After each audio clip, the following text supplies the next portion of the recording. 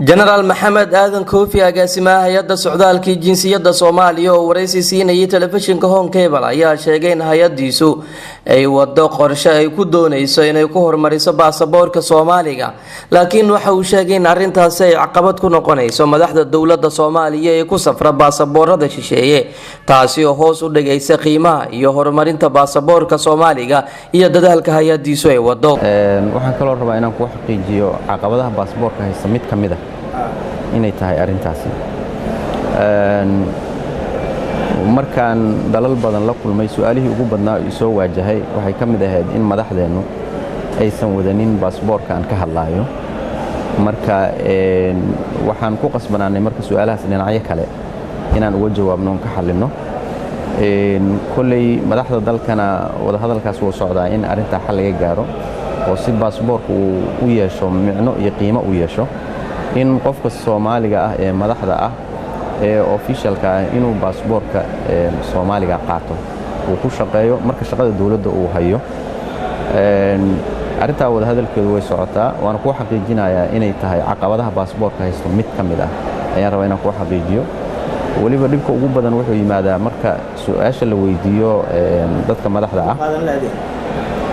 marka la weydiiyo oo dalalka kale ay weydiiyaan jawaabaha ay ka bixiyaan jawaabo aad noo xoojinaya ma ahan oo markii waa inuu qanciyaa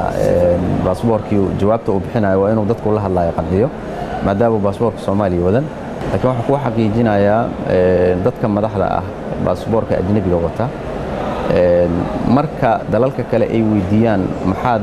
baasaboorka ajnabiga u wadataa oo arrin Soomaaliyeed noogala hadlaysa su'aalaha jawaabaha ay ka bixiyaan inaysan ahayn kuwa xoojinaya shaqada aan wadno oo ah inaan dib u noolayno aqoonsiga baasaboorka. General Koofi ayaa meesha ka saaray socdaal uu dhawaan Yurub ku tagay inuu la xiriiray in dalka lagu soo celinayo qaxooti Soomaaliya waxaana uu sheegay in socdaalkiisu uu la xiriiray in dalalka Yurub ay ka mid yihiin uu kala hadlo sidii safaaradooda loogu fududeyn lahaa dadka Soomaalida ah iyo inuu aqoonsi helo baasaboorka Soomaaliga. agaasimaha ayaana sheegay in dalal Norway ay kamid tahay ay aqoonsadeen baasaboorka diblomaasiga ee Soomaaliya haddana ay kala hadlayaan kan shaqaalaha dawladda iyo midka shacabka inay aqoonsadaan baasaboorka Soomaaliya gaar ahaan midka diblomaadka ah ay aqoonsan yihiin oo taas u aqoonsadeen marka iyadoo bilow fiican ay ahayd diblomaadka ay aqoonsadeen waa dalal badan oo Yurub ka tirsan sida Norway oo kaleeto waxaan ku ballanay inay ku xijiyaan shaqaalaha dawladda kadibna ay kan buluuga marka sanadkan waxaan rajaynaynaa wax badan inaan ka qaban arintaas waxaan rabaa inaan ku xaqiijiyo meel ay uga jirtay safarkeena dad la soo celinayo maysan jirin Norway wixii ay ballan qaaday oo ahayd inay Soomaaliya wax la qabato dawladda Soomaaliya u sheegtay anigoo kalena ma ahan qofka kala hadlayo wasaaradaha ayaa kala hadla ajandaha u tagana meelna ugu ma jirin wax la xiriira dadka la soo celinayo oo qaxooti kala hadalna ma jiraan inaan waxaan kala hadalnay oo kaliya waxay dadka Soomaalida ee socdaalaya in xuquuqdooda la ilaaliyo in wixii idinka badan oo aad aragtaan oo si sharci darro dalkeena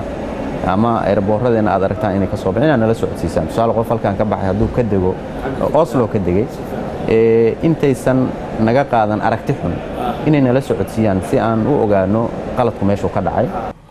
madaxda dawladda Soomaaliya oo qurbo joog u badan ayaa safaradooda u isticmaala baasaboorada ay ka haystaan dalalkii shisheeye ee qaxootiga ay ku ahaayeen oo qaarkood Yurub badan